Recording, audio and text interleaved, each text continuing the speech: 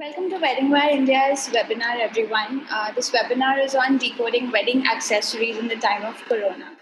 As you all know, the global pandemic, COVID-19, hit us all in the month of March this year. And like many other industries, weddings in India also faced COVID's impact.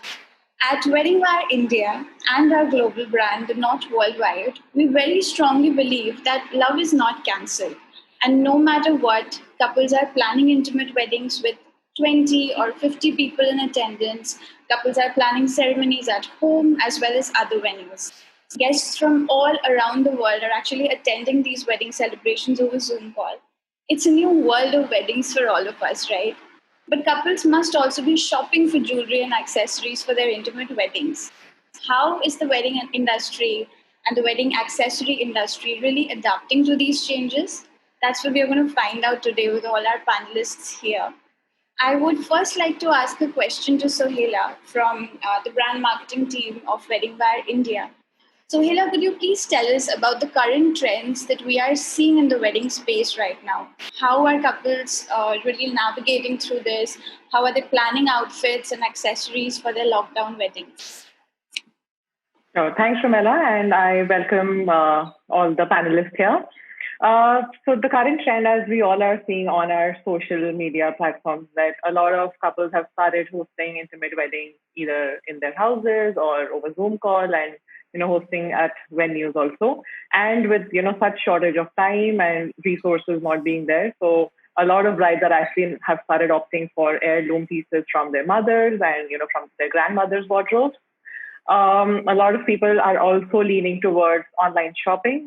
This is something that we actually got from one of the webinars we had hosted of couples who had recently gotten married in an intimate wedding setup, where they were mentioning that, we've been shopping a lot online, and we are also, fetching things from our mothers and, cousins and buas and chatis, all of their wardrobes, whatever that we can find, and pair something with, our outfit. And similarly, to help all of this, we've also realized that brands have introduced a virtual shopping experience for the couples. And so going online right now is of, prime importance.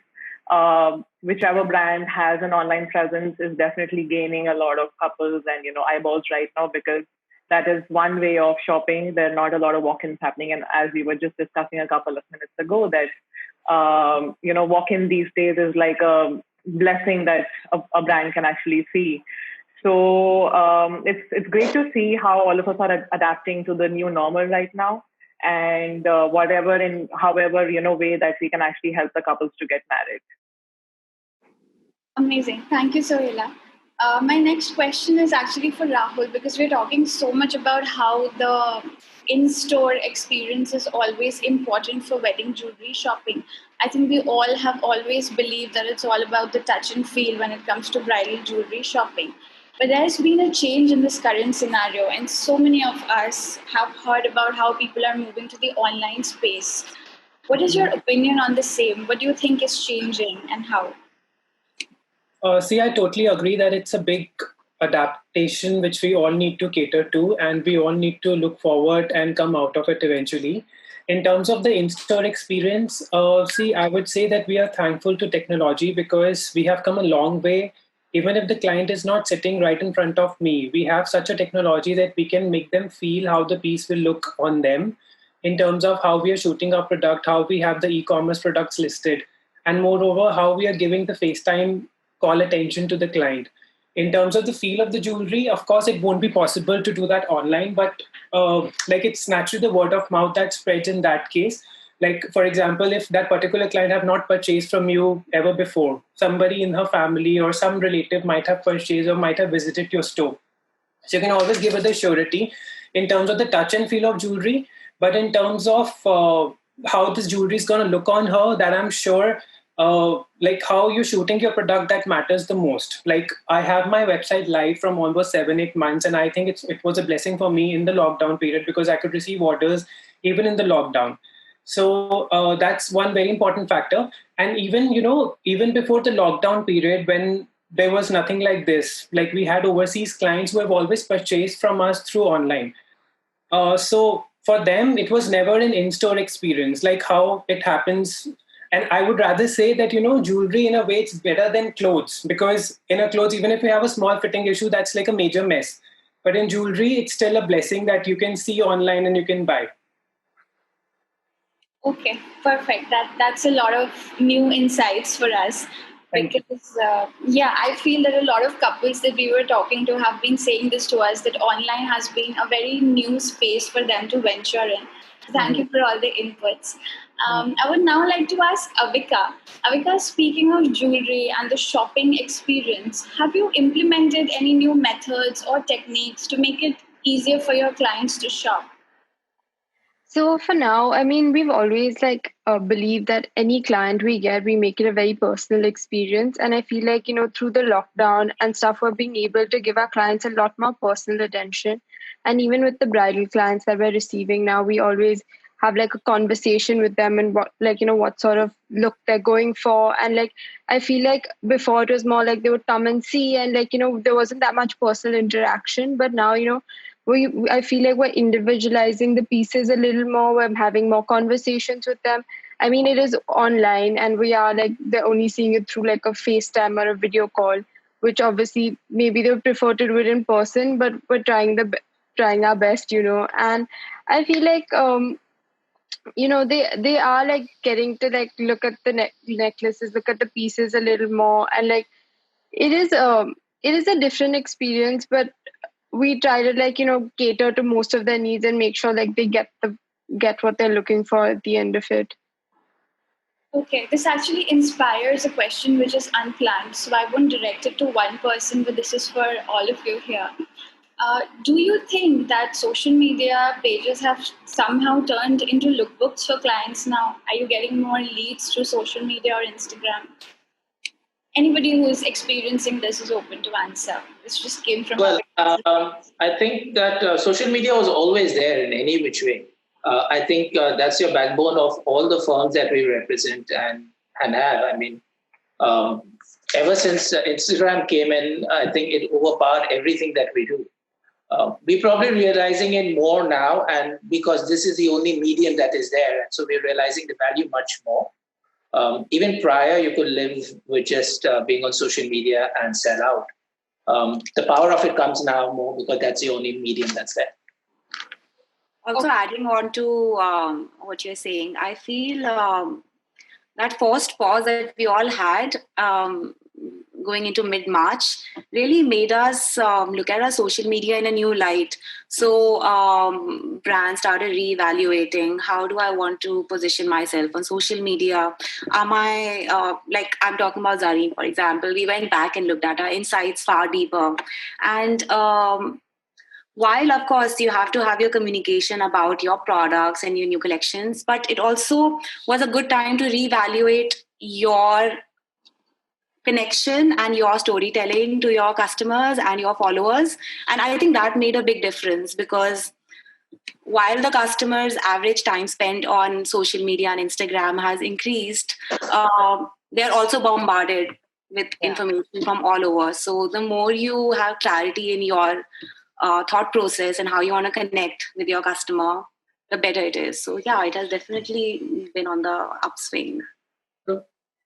Yeah, and I'd also like to add something. I think that not just social media, but even WhatsApp as a medium, for example, now lookbooks, etc., are being shared with all clients via WhatsApp, since they're not able to come to the stores or to the studio to see them in person. So that as well is being used as a medium. And for us as well at the Pink Potli, we've used this time to really revamp our website and kind of give it an upgrade, because now that is your front. It's like your interface with your client is just the screen. So it's best to kind of keep all those touch points, up to date with all your designs.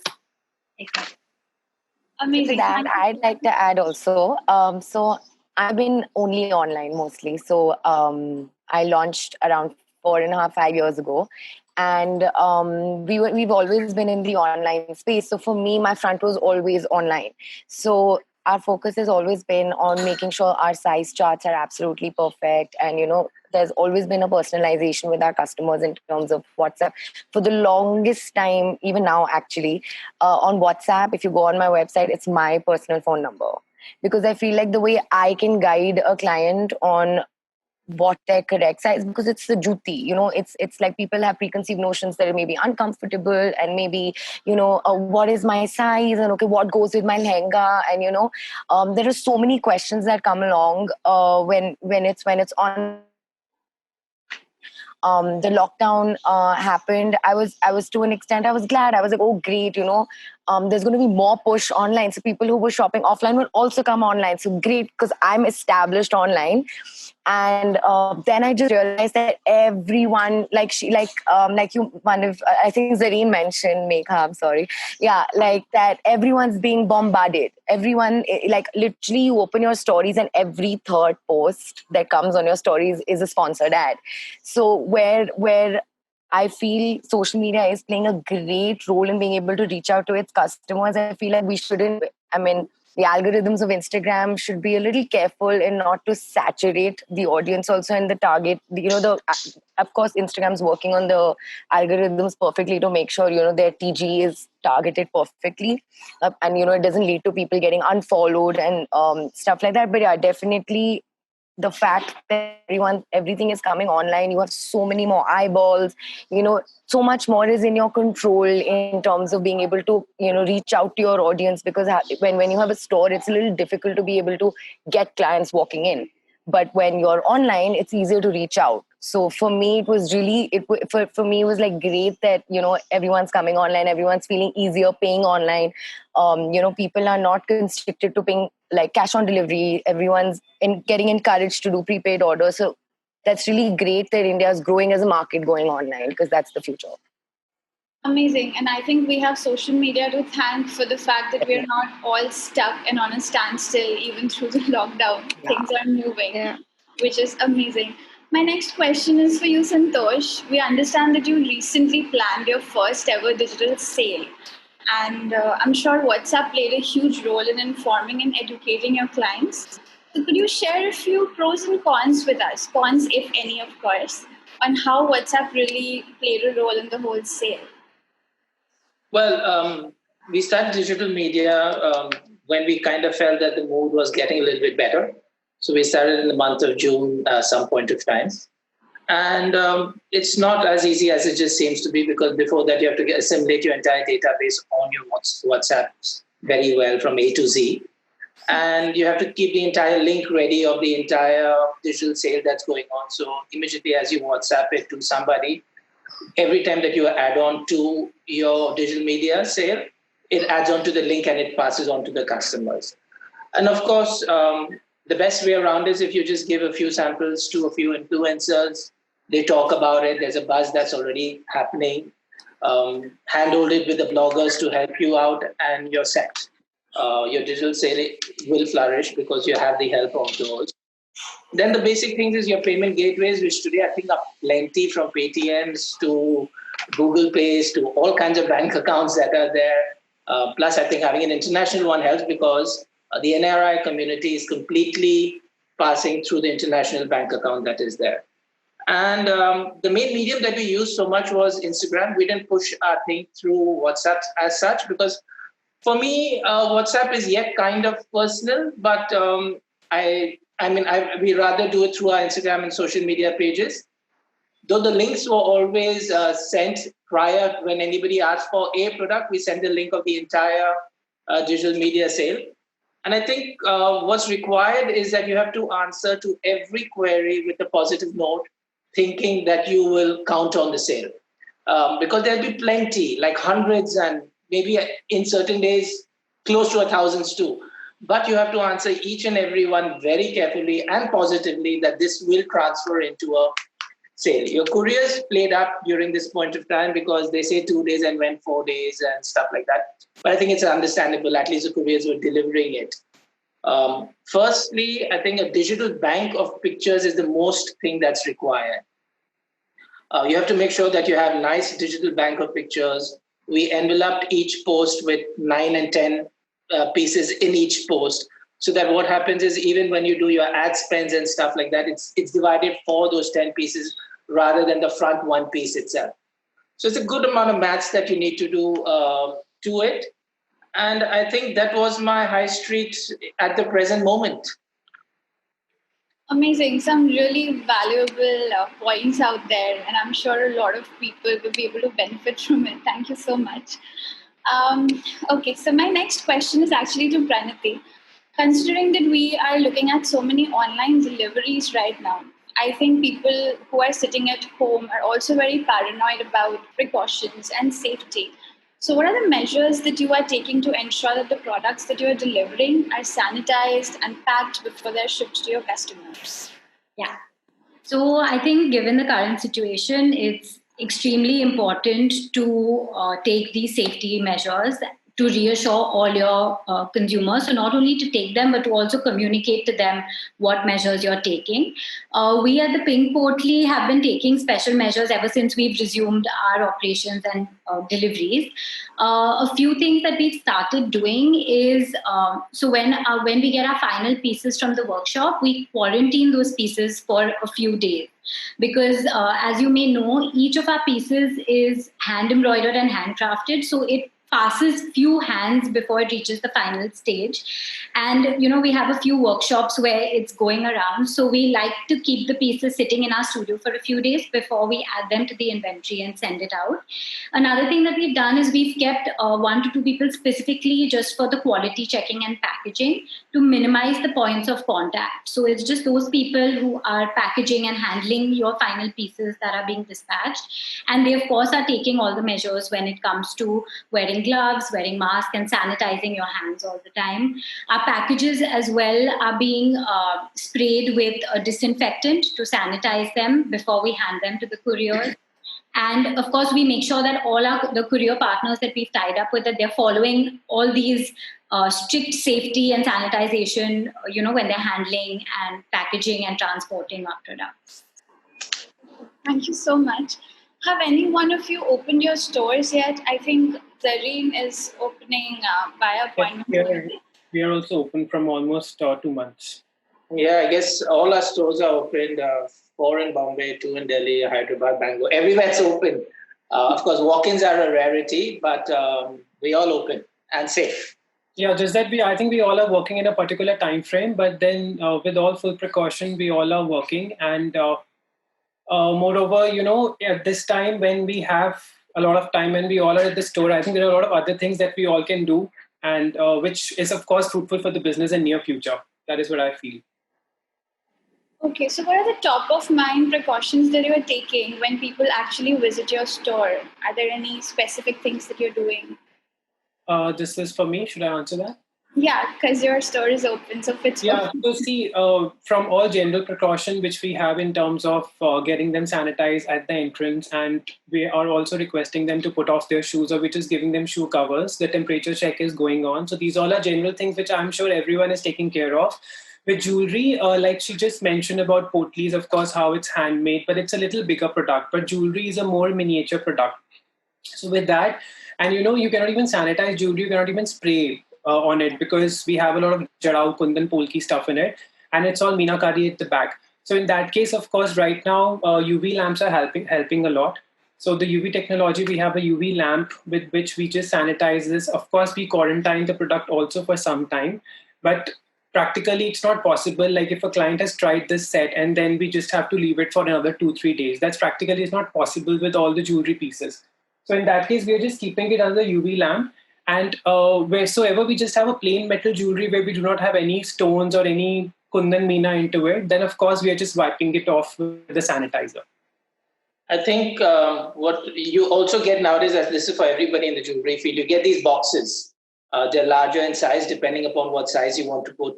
Just put your jewelry inside it, keep it on the UV light, and it's set. You just, if there's a client, even for the client's surety, when we take it off the shelf, we put it into that box, switch on the UV light.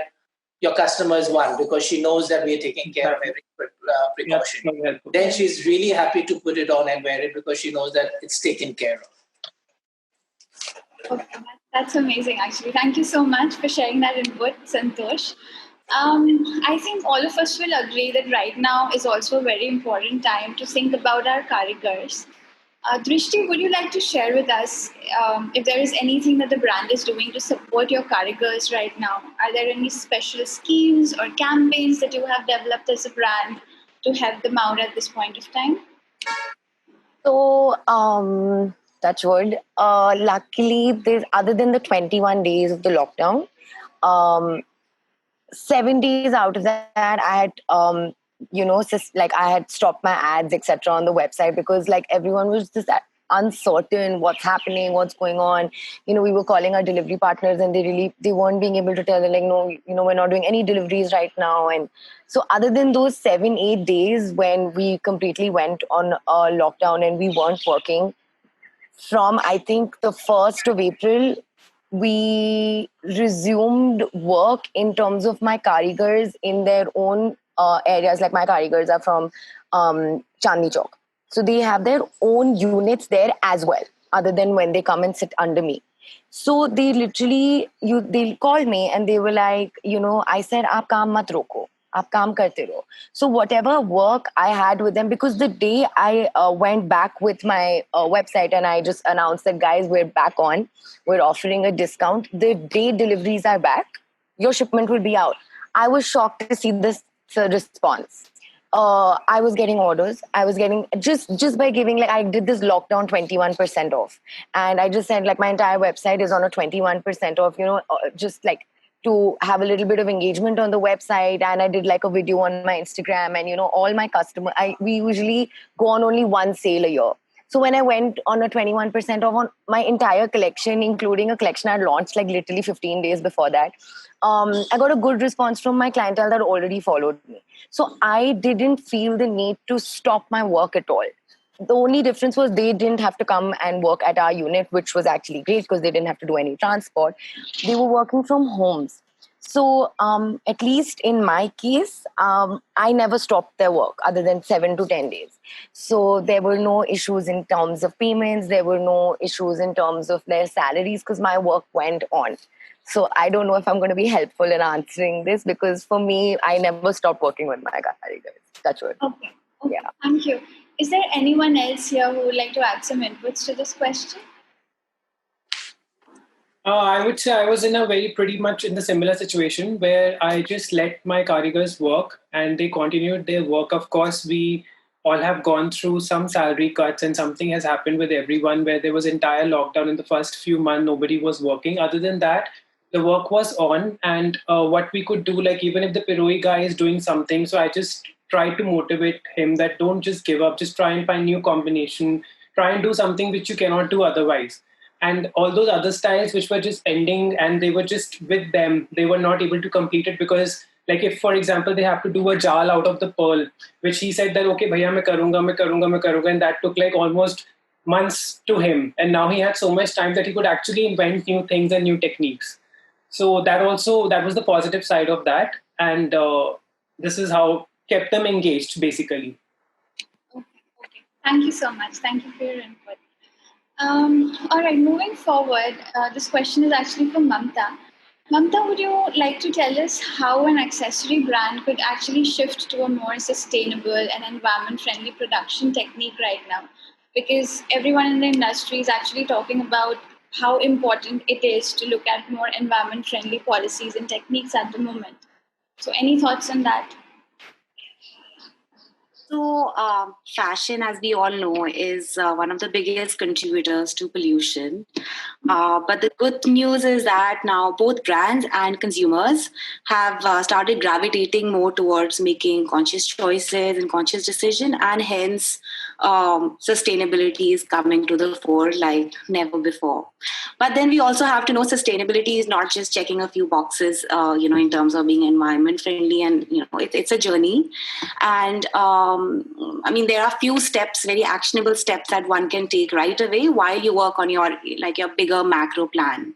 So it has to start right from the design aspect. So as a brand, and I'm also talking as one of the founders of Zariin. as a brand, try and stay away just from fast fashion, fast moving trends, because that way you're also putting the pressure on the customer to keep changing your accessories and your jewelry often, and the trends are changing. Instead, work on a story which is more timeless and stylish, and the customers can hold on to their jewelry for a longer time and their relationship with the jewelry is established, and you'll be surprised. You'll buy more long-term loyalty from your clientele when you work towards more timeless sort of aesthetic. In terms of your materials, try and use recycled materials. It seems a bit daunting at when you think about it, but options are there, and it's easy to once you get things into the system, you can work like that. Work on gemstones which are sourced ethically. The complete traceability up to the source is important, and we have actually worked on that a lot to make sure that our gemstones are not coming from sources that we do not know where they're coming from. So, until we can source it right to where exactly it's coming from, we do not procure it. Packaging, for example, as a brand, try and move away from single-use plastic altogether. In fact, that's another area we are researching on right now. Compostable plastic is emerging, and that's one item one can start looking up, and if that's something we can as a brand integrate into our, because you need to keep your packaging secure until it reaches, especially if you are an online brand, and now we are all going online. Is we are not meeting our customers as much, so to have that security in terms of having the product reach your customer in a secure manner, find alternatives to single-use plastic, and that has to be integrated into your work culture as well. In your company, you have your recycle bin. So once your mindset changes, things change. Then, maybe think of accepting donations from your customers of unwanted metal jewelry, which they don't need. That way, you can reuse it, melt it and recast it. And you are, again, starting an ecosystem where there's conversation about sustainability. Your customers are understanding that they are also part of that transition. And, everyone works together as a team. Try and avoid overproduction and excess stock holding. We use this time to really forecast how much stock do we ideally need before we again go into production. And it's never an easy thing. I'm sure a lot of people here would agree. What is that magic number you need to hold on before you again go into production? It requires a little bit of a hit and try. I mean, yeah, we studied in operations management in B schools and all, but still you have to, you have to get better at your forecasting so that you don't hold on to excess stock and have your production in such a way that, you have hit that minimum number, now let's get it. Instead, you have that big stock you're holding on to, and now you're going to sale, and then it goes into a never-ending cycle.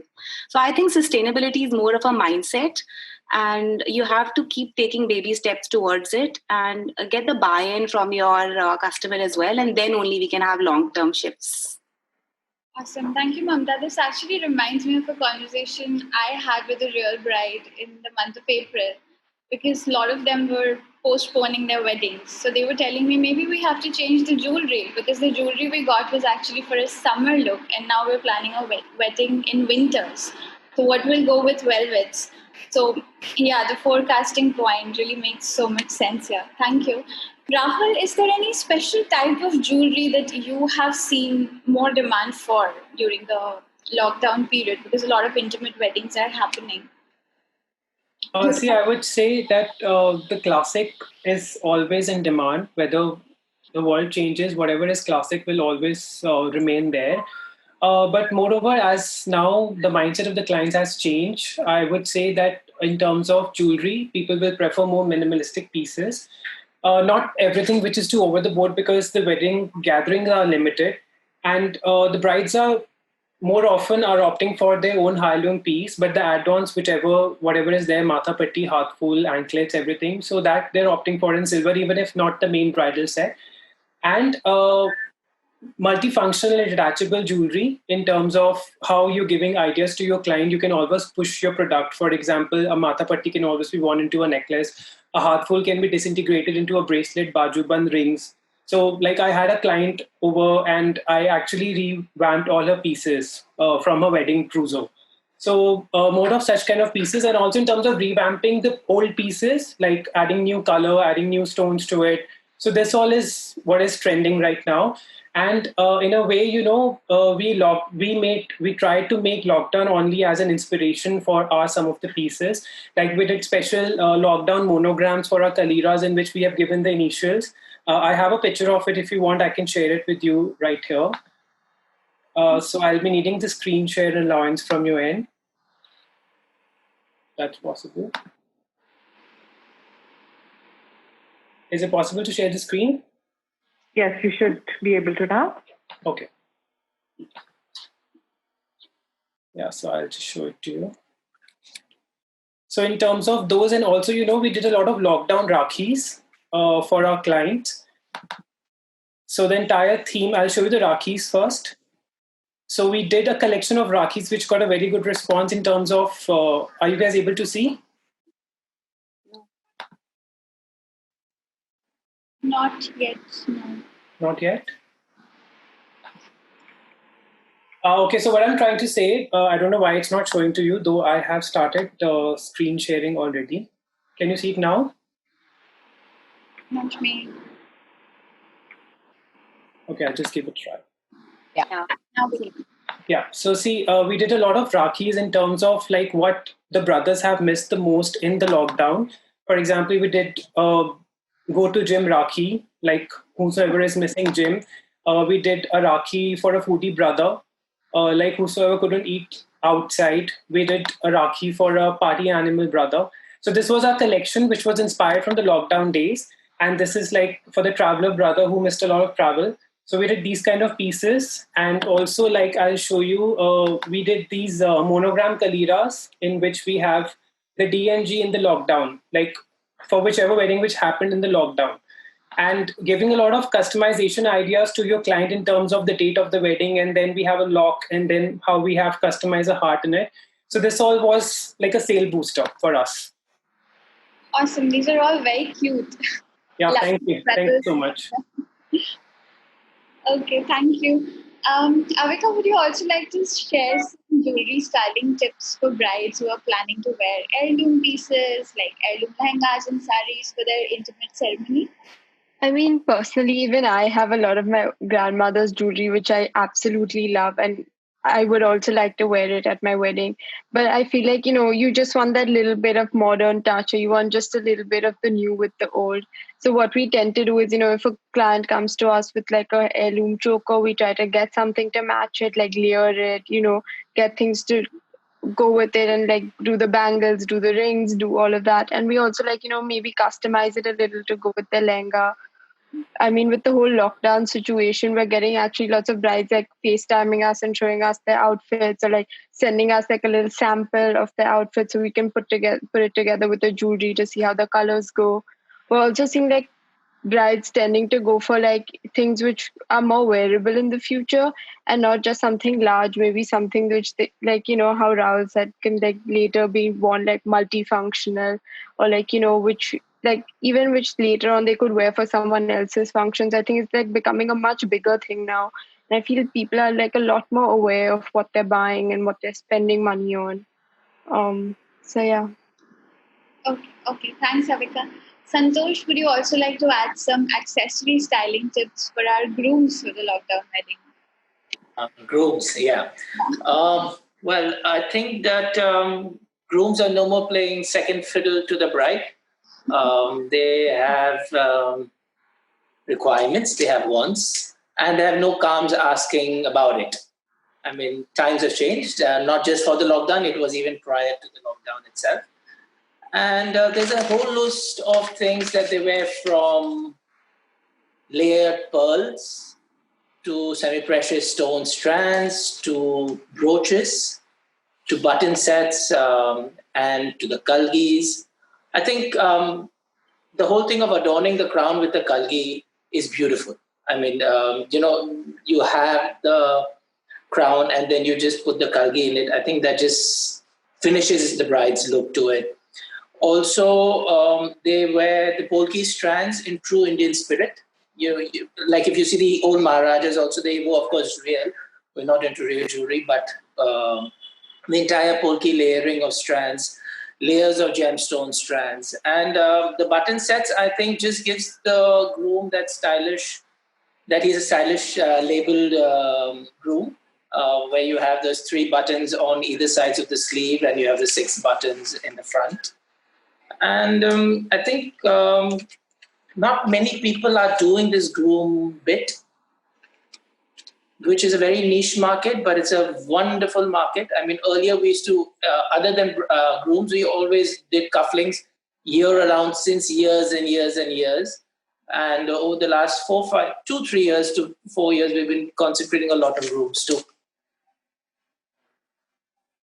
Okay. So if there are any grooms to be here, I hope you've taken inputs, because these are really precious inputs. And in fact, it was so funny. A bride came to us before the lockdown, and she said that my groom is wearing green color beads, so I need a set to match his layered stones. And I was like, wow, this is amazing. Yeah, this is new. This is great.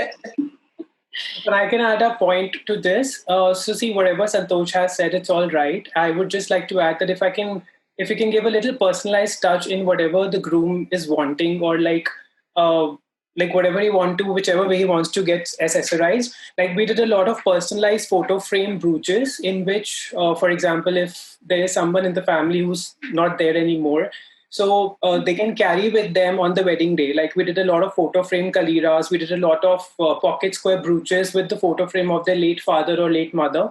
So these kind of ideas, that really helps in grabbing the attention, and it's something like you can offer them something different in a way.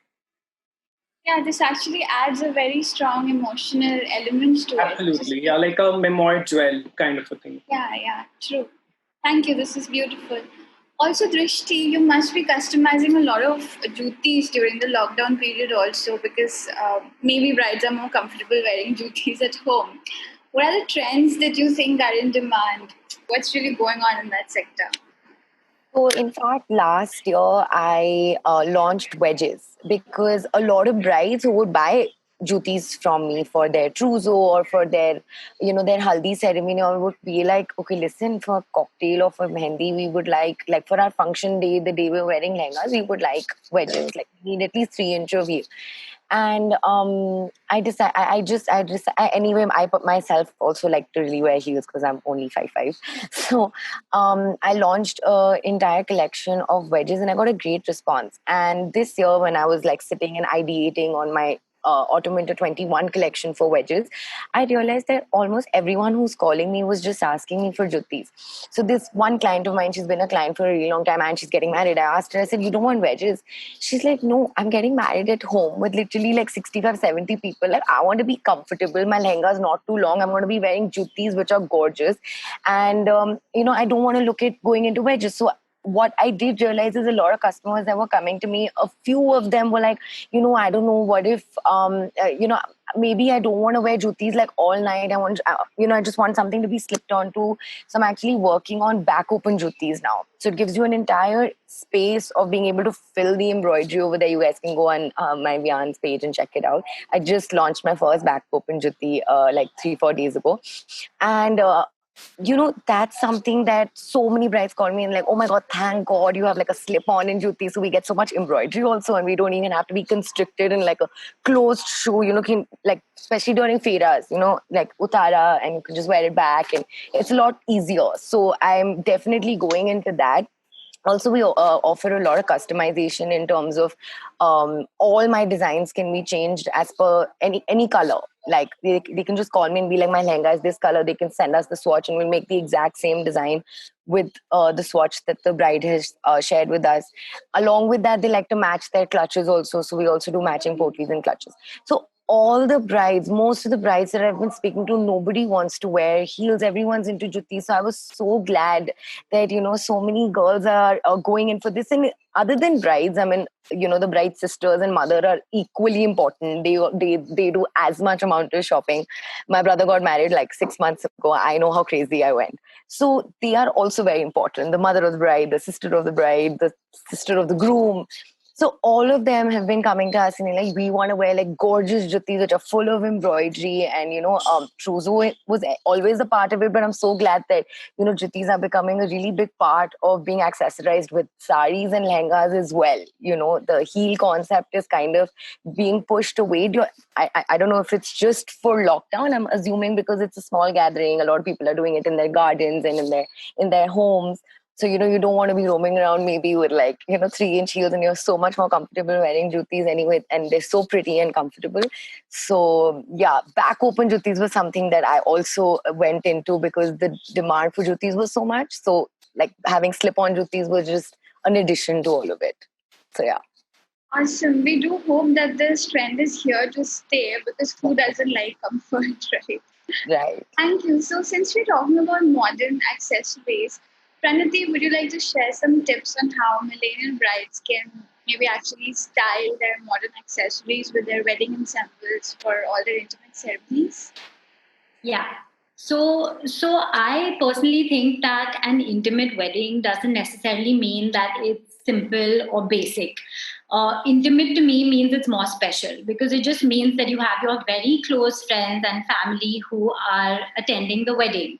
So when it comes to dressing and accessorizing the bride as well as the bride's family, the groom's family, I think it's very important to kind of represent your own personal style, something that's that you love and you're comfortable in. I think the best thing about intimate weddings is that there are no rules. So there's nothing that I personally feel that you need to kind of follow any particular fashion norms or stay on trend as such. So you can literally kind of be as understated or as bling as you want, because at the end of the day, it's still your big day. What I also feel is that I think I would recommend, and I think a lot of people are going for a lot of like fewer pieces, but that are more classic and timeless. There is more focus on quality because you want to invest in pieces that you can use over a long period of time, even post the lockdown when things hopefully go back to normal and you're attending weddings.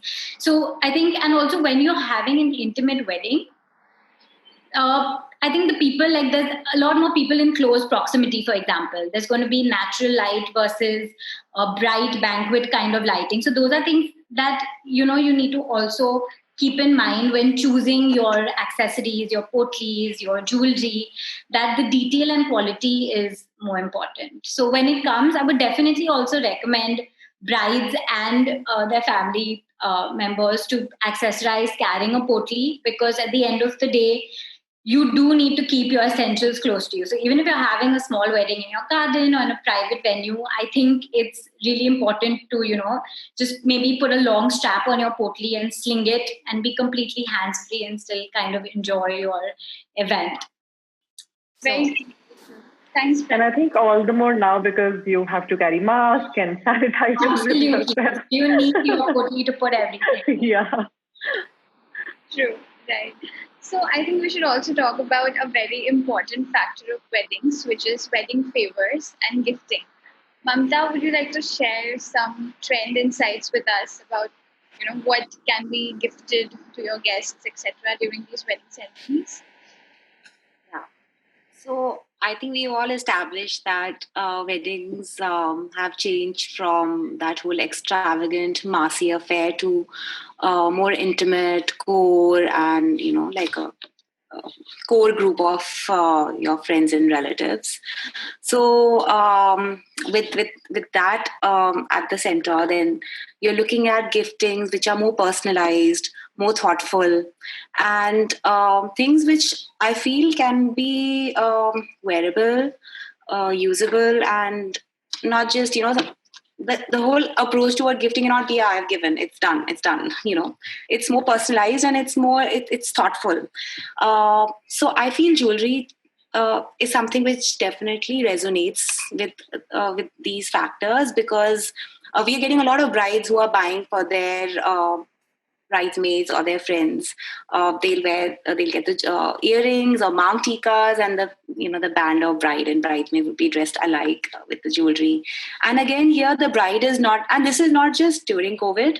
I would say in the last couple of years, we've been seeing this category growing where the bride feels like they work with a certain budget and they'd rather use the budget, of that they have put aside for their wedding for things like travel or experiences or their house shopping, and keep the wedding related expenses to a certain minimum, and jewelry is a big aspect of if you're going fine versus fashion, in terms of the share of expenses. So we have been working with brides not just for their own their own wedding wear, but they buy gifts for their friends and family. Then we are the friends of brides who are not able to make it to their wedding because of the current travel restrictions. They are buying presents for them, and we are working very closely with them in terms of, okay, what does she like, what is her lifestyle like, and we help identify. So I think that's another area where brands can really leverage this opportunity of giving personalized service and really upping their customer service to work directly with the brides and offer them as much as personalized attention and attention to details, like you want some logo to be printed on the gift, or do you want some personal message cards or some quotations. The whole idea just becomes more personal and more thought out, and I think that is the key and trend which is now emerging. And items in the last 3 months we were working on coasters, for example, because in addition to sometimes you want to give a unisex present to a couple, then people are home, tea and coffee becomes a nice ritualistic time shared experience. So we thought, let's create some interesting coasters which we can enter their homes at a time like this when they can. So that actually became a very interesting gifting category. People have been buying coasters from us, and again going back to designing and seeing what can I do which makes us stand out from the others. Bookmarks is another gifting category. There are a lot of bookworm brides. I know I was one. So then people send interesting bookmarks with, again, going back to nice quotations to go. Like one of our most sold out, I won't say sold out, but most used quotation that goes with our gifting from brides to their bride favors is, "Thanks for helping me tie the knot." It seems very simple, but when when a bride's best friend receives a gift with a message like this, it speaks to you like, So enhancing memories, and I feel like that is where jewelry, and also jewelry has a merit of being affordable, and I'm strictly speaking of fashion jewelry here. Yeah. So it's personal, yes, it's affordable, and that's also an important aspect of when you are working on a budget. And yeah, I think what Mamta said is so true and so much to the point, especially when it comes to smaller weddings. This is something that one can tap on very easily because they're just those limited people, and everyone is known very well to the bride. The bride knows exactly what the person would like and not. In fact, in the Minerali page, just I think yesterday or 2 days back, we posted about a bride. And we had done these lovely thin evil eye necklaces with an evil eye in the center, and the side out here, her name written down. And everyone really enjoyed it so much during the whole wedding. And I think more than anything else, it put a smile on everyone's face. So I think what Mamta is saying is perfect for today's moment. I think the most amazing fact about everything you all said is how personal this intimate wedding ceremony and the experience the brides and grooms are going through right now is. Be it gifts or be it the experience of planning the ceremony, it's all very personal, intimate, and special, and probably especially curated for their guests. Just one last question to all of you here. Would be any trend that you might be forecasting for the weddings that are about to happen in 2020 or 2021? Anything specific that you might not have mentioned but comes to your mind? Please feel free to share with our audience. Trends for 2020 or 2021? As such, I think if we can just focus on the basics, get our basics right, because personalization, like both what Rahul and Mamta said, and which I'm adding on to it, is your trend to be. For at least the time that the wedding is small and intimate. when you approach the bride, you approach it in a holistic approach with the mother, the sisters, a few friends that is there. I think personalization is the trend that one should definitely look on for right now. And the rest of it should be always classics. Yeah, I think we're experiencing that trend already, more than forecasting what's going to happen. I feel like it's already happened. And the fact that this discussion is about adapting to all of that, I think all of us are discussing how we're adapting. I think that's great. So I think now we've all established what the trend is. And now we need to work on how we're going to deliver. Like Mamta said, we're going to deliver. Like she wants to work on coasters, which is so great because home is what everyone's trying to build now. So that is something that's great, that now we all as brands should focus on what's going to be that product that the bride or the groom or the family or in the entire wedding segment, what will people want more? So I feel like we're experiencing that trend already, and the fact that we're adapting to it is the need of the hour now. The only trick I don't want to see playing out is bride and groom exchanging garlands on Zoom. Other than that, I mean, No. yeah. We've not seen that one, and nor have I seen it. I don't think we'll see it. I've seen that. It's actually quite lovely. I thought it was great attending a Zoom wedding, to be honest. I mean, the bride and groom were separate? No. That's what you meant. That's what she's saying. I actually want to see both of them in the same frame. Yeah, exactly. You want the bride and groom to put the garlands on each other. Definitely, they were in the same frame. Yeah. No, I experienced a roka where the bride and groom were not together, and it was happening through Zoom. So it was like the guy with his family at the back and the bride with her family at the back, and literally they're like giving each other mithai, and she's like, "Okay, I'll just have it for you." It was like that. That's one of the most odd things ever to ever see. I mean, it was so cute, but like, of course, luckily it was just the roka, and at the wedding they'll be together. So yeah, but it was cute. Yeah, see, at the end of the day, we all should not be discouraged with the small gathering weddings or the in-house weddings, because even Sonam Kapoor had a wedding in her house. And like, if you see the celebs, they have always had intimate weddings, but they have had in such a grand way. Like the way they dress up, the way they have worn things. So I think it's a long way to go ahead.